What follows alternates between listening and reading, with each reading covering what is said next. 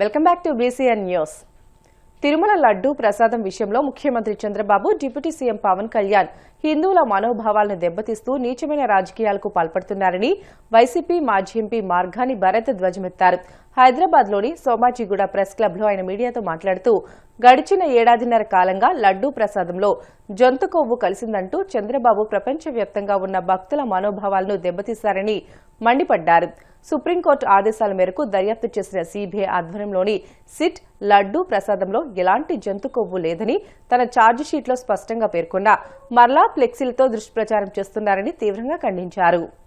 ఇంకా తెలుగుదేశంలో చోటామోటా నాయకులు గాని మహాప్రసాదాన్ని రాజకీయాలకు వాడుకుంటూ ఎంత భ్రష్టు పట్టిస్తా ఉన్నారనేది మనకు కనబడతా ఉంది.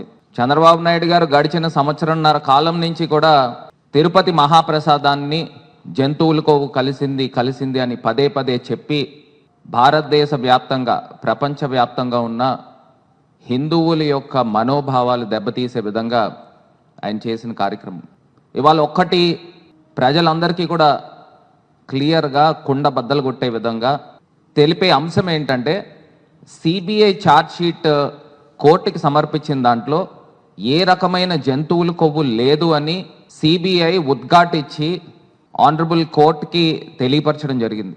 సుప్రీంకోర్టు సిట్ని ఫామ్ చేసి మరి ఆ రిపోర్ట్స్ ఇచ్చిన తర్వాత కూడా ఇవాళన్న రోజుకి కూడా చంద్రబాబు నాయుడు గారు కానీ లేకపోతే డిప్యూటీ సీఎం పవన్ కళ్యాణ్ గారు కానీ జంతువులకు కలిసిందని ఎంత అపచారం చేస్తూ ఉన్నారు. ఇవాళ ఒక్క మాట అయితే క్లియర్గా చెప్తున్నా, అటు చంద్రబాబు నాయుడు గారు హయామంలో కానీ జగన్మోహన్ రెడ్డి గారి హయామంలో కానీ ఎట్టి పరిస్థితుల్లో ముందర చంద్రబాబు నాయుడు గారు మాట వెనక్కి తీసుకోండి, జంతువుల కొవ్వు కలవలేదనే మాట వెనక్కి తీసుకోండి ఇమీడియట్గా. ఎందుకు మన కలియుగ వైకుంఠుణ్ణి సాక్షాత్తు శ్రీ మహావిష్ణువు అయిన వెంకటేశ్వర స్వామి ప్రసాదంలో అసలు మీకు నోరు ఎలా వస్తూ ఉంది జంతువుల కొవ్వు కలిసిందనే పదం మాట్లాడడానికి?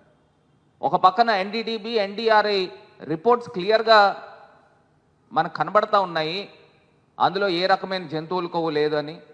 పేజ్ నంబర్ 35 అనే పదం ఎట్లా మాట్లాడతారు? ఇంకా ప్రజల్ని ఏమార్చే కార్యక్రమం చేస్తూ ఉన్నారు.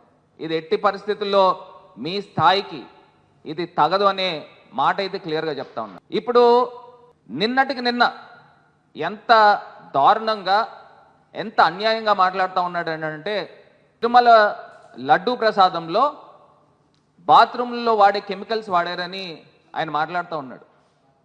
అసలు మీది నోరా లేకపోతే ఇంకేమన్నా అనాలా అని అడుగుతా ఉన్నాడు.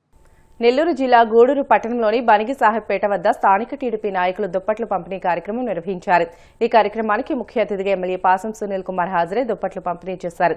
ఈ సందర్భంగా ఆయన మాట్లాడుతూ ప్రజలందరూ ఆశీర్వాదంతో ఒక్కసారి మున్సిపల్ చైర్మన్ గా 2 సార్లు ఎమ్మెల్యేగా గెలిపించారని, ప్రజల రుణం తీర్చుకోలేనిదని అన్నారు. కూటమి ప్రభుత్వం వచ్చిన తర్వాత అనేక సంక్షేమ పథకాలు అందిస్తున్నామని, పనిచేసే ప్రభుత్వాన్ని ప్రజలు గుర్తుంచుకోవాలని కోరారు. ప్రతిపక్ష నాయకులు మహిళలను కించపరుస్తూ మాట్లాడడం మానుకోవాలని, రాబోయే రోజుల్లో మహిళలే మీ పార్టీకి తగిన గుణపాఠం చెబుతారని హెచ్చరించారు. ఒకసారి ఎమ్మెల్యేనైనా, ఒకసారి ఎంపీగా ఓడిపోయినా, మళ్ళీ ఒకసారి ఎమ్మెల్యేగా ఓడిపోయినా, మళ్ళీ మీ అందరి తరఫున మళ్ళీ ఎమ్మెల్యేగా గెలిచానని చెప్పి కూడా మీకు తెలియజేస్తున్నా. అంతా మీ ధర్మమే, మీ దయ్యే. గూడూరు టౌన్లోనే నాకు 14,000 మెజార్టీ ఇచ్చారంటే మీ దయ్యే అని చెప్పి నేను తెలియజేస్తున్నా. ఎప్పుడు కూడా చెప్పేది ఒకటే, నేను పనిచేయకపోతే నాకు ఓట్లు వేయబడలే, నేను మీకు కనిపించకపోతే నాకు ఓట్లు వేయబడలే, మా తెలుగుదేశం పార్టీ నాయకులు మీకు పని చేయకపోతే మీరు ఓట్లు వేయాల్సిన అవసరం లే. ఈరోజు మేము ధైర్యంగా చెప్తున్నాం, మన నాయకుడు చంద్రబాబు నాయుడు గారు ఈరోజు పనిచేస్తున్నారు, ఈ రాష్ట్రాన్ని అభివృద్ధి పదం వైపు నడిపిస్తున్నాడు.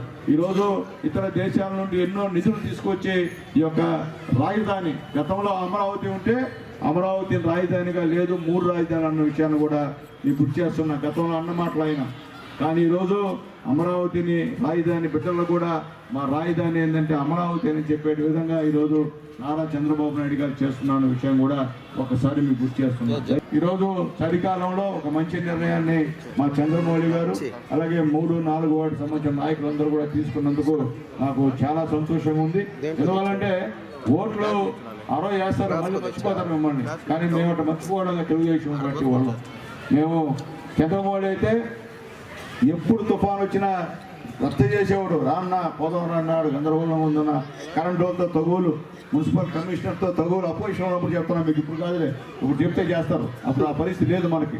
వాళ్ళతో కూడా తగులు వేసుకుని చేయించామని చెప్పి కూడా మేము ధైర్యంగా మేము తెలియజేస్తున్నాం. ఏదైనప్పటికీ నా ప్రజలు నన్ను ఈ స్థాయికి తీసుకొచ్చిన వాళ్ళు మీరందరూ ఆ దేవుళ్ళ సహాయ సహకారాలతో, వెంకటేశ్వర స్వామి, ఆ యేసు ప్రభు, అల్లా, ఈ ముగ్గురు దేవుళ్ళ సహాయ సహకారాలతో మీరందరూ ఆరోగ్యంగా ఉండాలని చెప్పి కూడా మనస్ఫూర్తిగా ఆ భగవంతులందరూ కూడా ప్రార్థిస్తున్నా. గత వైసీపీ ప్రభుత్వ హయాంలో తాడేపల్లిలో హెలీప్యాడ్ కోసం రైతు భూమిని బలవంతంగా లాక్కున్నారంటూ సీఎం చంద్రబాబు చేస్తున్న ఆరోపణలో వాస్తవం లేదని వైసీపీ మంగళగిరి నియోజకవర్గ సమన్వయకర్త దొంతిరెడ్డి వేమారెడ్డి అన్నారు. దశాబ్దాలుగా రైల్వే ఆధీనంలో ఉన్న ఆ భూమిని ఏ రైతు సాగు చేసిన ఆధారాలు లేవని స్పష్టం చేశారు. ప్రజలకు ఇచ్చిన హామీలను అమలు చేయడంలో విఫలమైన చంద్రబాబు ప్రభుత్వ వైఫల్యాలను ఎత్తిచూపుతున్నందునే వైసీపీపై బురద జల్లే కార్యక్రమం చేస్తున్నారని ఆగ్రహం వ్యక్తం చేశారు. ఇలాంటి అబద్దాలతో ఎంతకాలం ప్రజలను మభ్యపెడతారని నిలదీశారు. నేను తాడేపల్లిలో పుట్టి పెరిగిన వాడిగా, నాకు వయసు ఇప్పుడు 70 సంవత్సరాలు దాటినాయి. నా చిన్నప్పటి నుంచి కూడా అక్కడ వ్యవసాయ భూమి అనేది లేదు, అది రైల్వే స్థలంగానే ఉంది. ఆ రైల్వే స్థలంలో మా చిన్నప్పుడు మేము ఆ స్థలంలో ఆడుకున్న వాళ్ళమే. దాని తర్వాత కొంతకాలానికి రైల్వే వాళ్ళు ఈఐడి ప్యారీ లిమిటెడ్ వాళ్ళకి, ఫెర్టిలైజర్ కంపెనీకి దానికి ఏదో లీజు మీద ఇచ్చారు. కొన్ని సంవత్సరాలకు ఇచ్చారు. ఆ కంపెనీ కొన్ని సంవత్సరాలు నడిచింది. నడిచిన తర్వాత దాన్ని ఏదో ఆక్షన్కి ఏదో పెట్టుకుంటే ఎవరో పాడుకొని దానికి ఏదో దాంట్లో స్క్రాప్ తీసుకోవటం ఏదో జరిగినాయి. ఏమైందంటే ఇప్పటికీ కూడా రైల్వే రికార్డ్స్లో కూడా రైల్వే స్థలం కిందే ఉంది.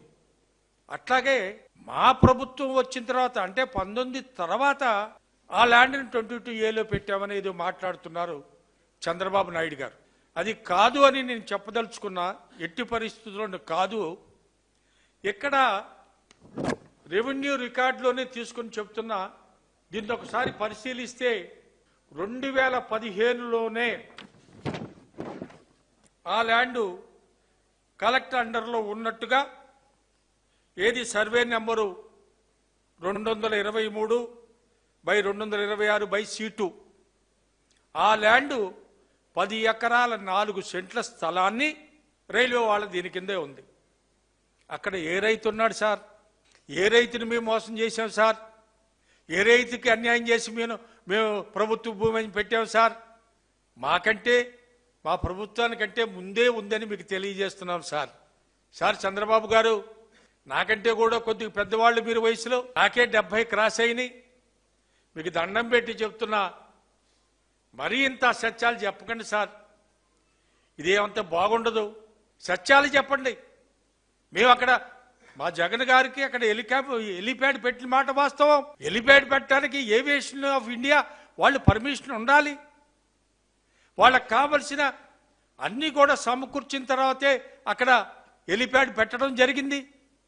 ఆ రూల్స్ రెగ్యులేషన్స్ అన్నీ కూడా అవలంబించిన తర్వాతే అక్కడ హెలిప్యాడ్ పెట్టడం జరిగింది. కానీ మా జగన్ గారు మా ప్రభుత్వంలో మీ ఎవరి ల్యాండ్ను కూడా అప్పనంగా తీసుకోవడానికి ప్రయత్నించలేదని చెప్పేదే మేము ఇప్పుడు మీకు చెప్పదలుచుకున్నాం. వార్తలు ముగించే ముందు ముఖ్యాంశాలు మరొకసారి.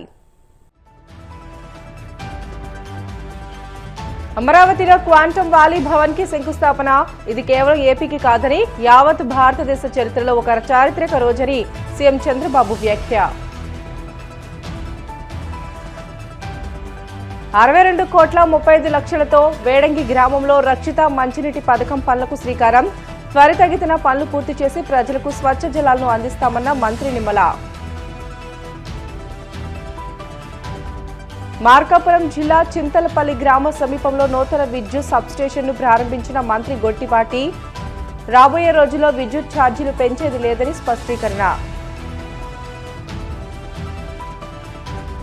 మాజీ ముఖ్యమంత్రి జగన్మోహన్ రెడ్డి భద్రత విషయంలో రాష్ట్ర ప్రభుత్వం పూర్తిగా విఫలమైంది. తీవ్ర స్థాయిలో ధ్వజమెత్తిన మాజీ ఎంపీ గోరంట్ల మాధవ్.